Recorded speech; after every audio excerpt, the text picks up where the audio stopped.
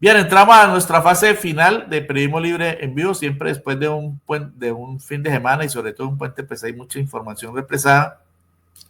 Nuestro tercer tema deriva de los planteamientos del presidente Gustavo Petro después de aprobada la reforma laboral. Recordemos que ya entra en vigencia la reforma laboral, seguramente le lloverán toneladas de demandas. Entonces, pero nuestra posición es que vamos por la Asamblea Nacional Constituyente, como lo anunció el presidente, muy feliz por la aprobación de la reforma, pero llamando a entrar en una nueva fase, en una nueva, digamos, en un nuevo pulso con la oligarquía de este país. Porque de acuerdo con lo que yo deduzco del presidente es que él considera que lo que se requiere aquí es que no haya que tener que afrontar tantas dificultades para que pase una ley. Y incluso plantear una consulta popular como un mecanismo de presión, porque eso fue también en parte la consulta popular. Una jugada maestra del presidente. Una jugada maestra. Y desde nuestro punto de vista, ojalá el presidente, ojalá el pueblo colombiano pueda sacar adelante no es la séptima papeleta, yo discrepo en eso, no es la séptima ni la octava papeleta. La séptima papeleta fue un mecanismo extraconstitucional y lo explico rápidamente, no me alargaré, lo prometo.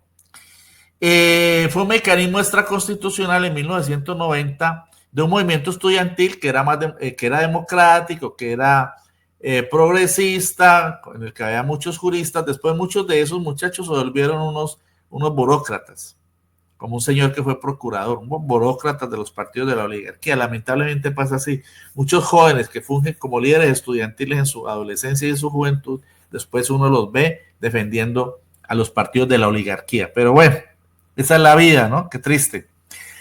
La séptima papeleta, ¿por qué se habla de séptima papeleta?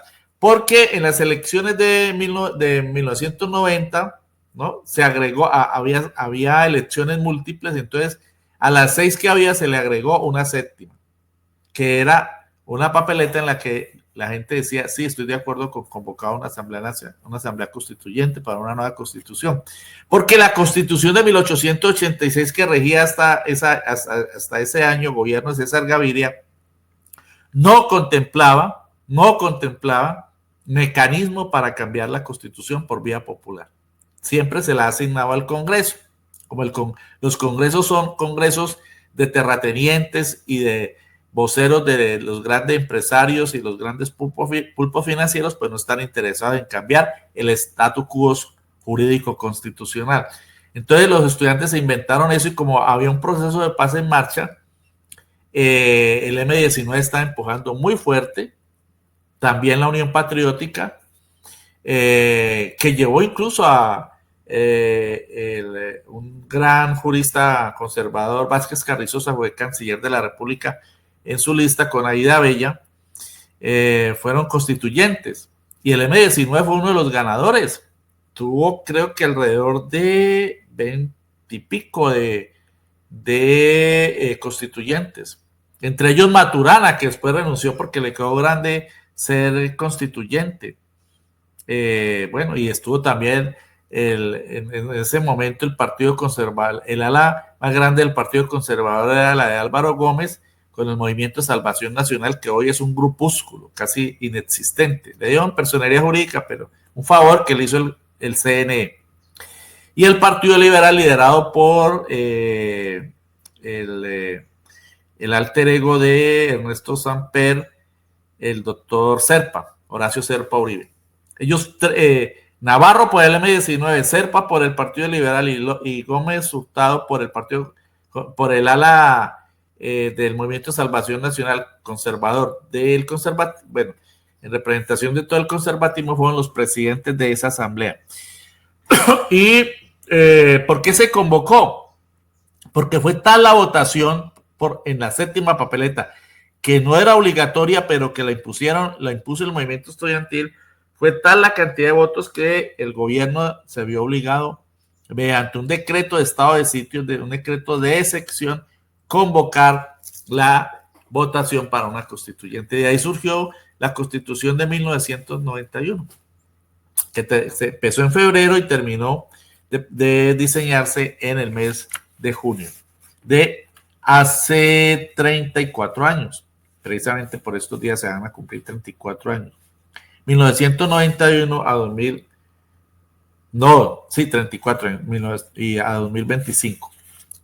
Entonces lo que plantea el presidente es que si nos vamos a lo que dice la Constitución ahora, que pase por el Congreso para aprobar la convocatoria, ahí nos vamos a quedar. Todos estos oligarcas que están ahí de la derecha, de la extrema derecha y del centro, que no es centro, entonces esos, una parte de esos del partido de la colcha de retazos, Partido Verde, otros del tal Oxígeno, ustedes ya saben de quién es Oxígeno, ni la menciono, y otros del tal Dignidad, que es un grupúsculo que tiene una congresista, tampoco la mencionamos, del tal Nuevo Liberalismo, todos esos grupúsculos que se autodenominan de centro son funcionales a la oligarquía, a la derecha, a la extrema derecha. Entonces ahí no hay nada que hacer.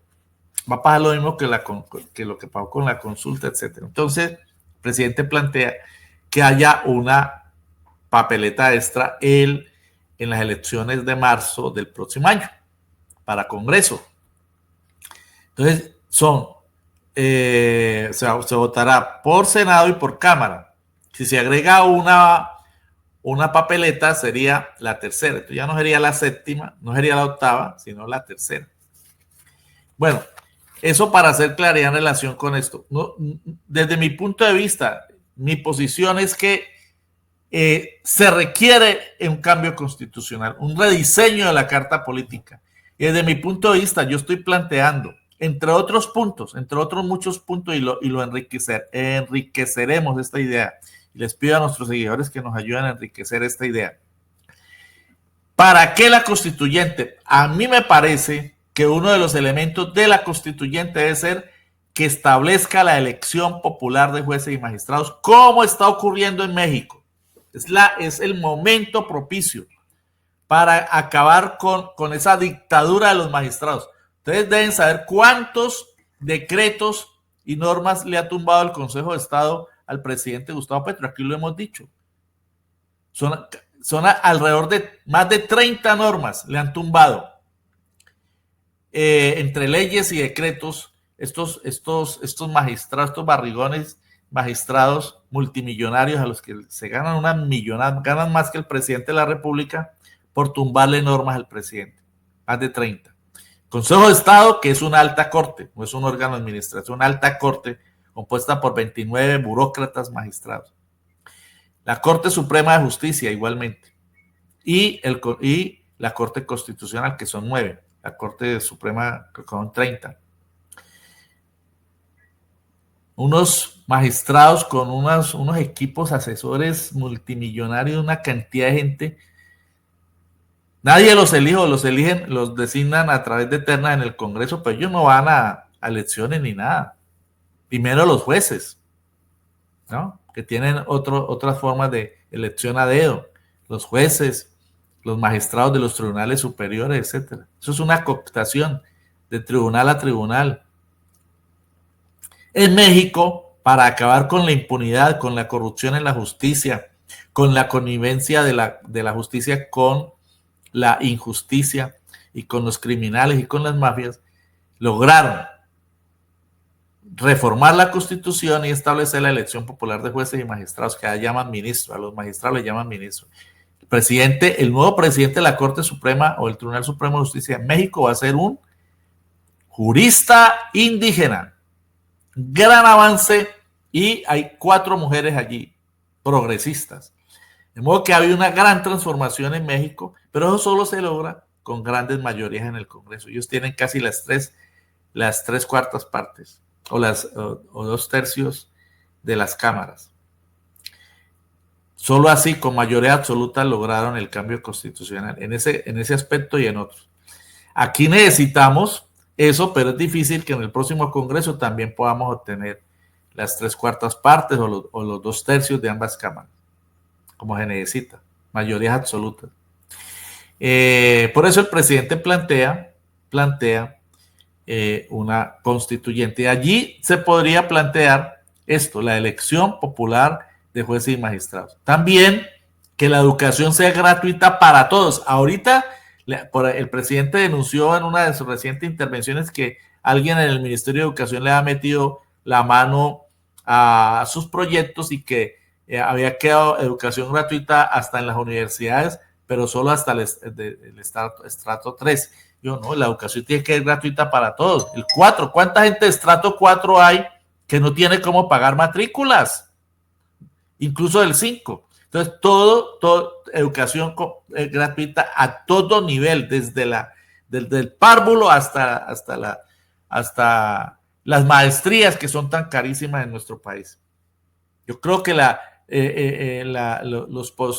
los posgrados también deben ser gratuitos. Aquí hacer un posgrado en la Universidad Nacional o en la Universidad del Valle cuesta un platal, una maestría cuesta un dineral, o un doctorado cuesta esta vida y la otra. Un ojo de la cara, como decía mi madre. Un sistema de salud verdaderamente social, porque la reforma ahorita la van a enmochilar a como dé lugar. La constituyente establecería las reformas sociales de fondo. Por tierra para quien le trabaja, profundizar la reforma agraria que está en marcha, que le ha entregado tierra a más de 770,000 campesinos. En este gobierno, muy importante tener en cuenta eso, pero hay que profundizarla porque se requiere que haya 3 millones de hectáreas entregadas.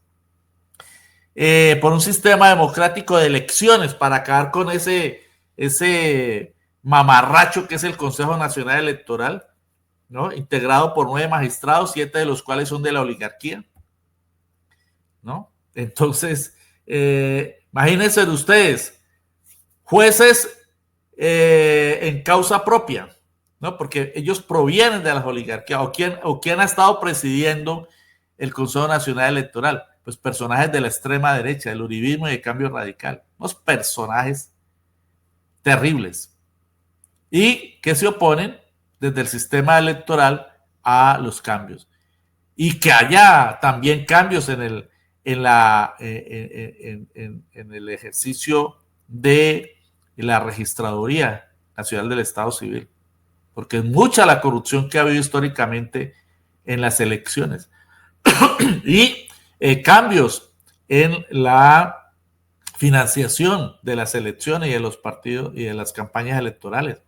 Urgen cambios allí. Eso lo puede lograr una nueva constitución, un verdadero sistema democrático de elecciones, no el anacrónico sistema que tenemos, que propicia la corrupción, la compra de votos, no el clientelismo, la politiquería.